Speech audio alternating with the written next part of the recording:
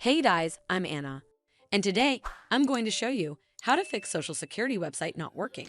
So first of all, you need to open up this webpage on your web browser and check Social Security server status. Sometimes it can happen due to server issues.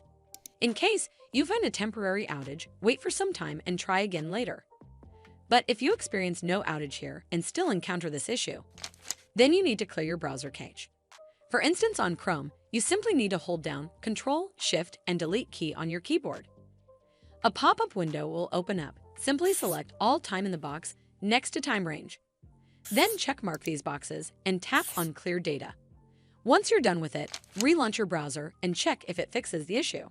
But if it doesn't, then make sure you're connected to a strong internet connection. Navigate to google.com on your browser and then search for speed test. Here on this page, you need to tap on Run Speed Test. The minimum speed required for Social Security is usually 2 to 3 Mbps. So if it's anywhere near or above this number, that's fast enough. If your internet speed appears to be unreasonably low, then you may need to contact your internet service provider for help.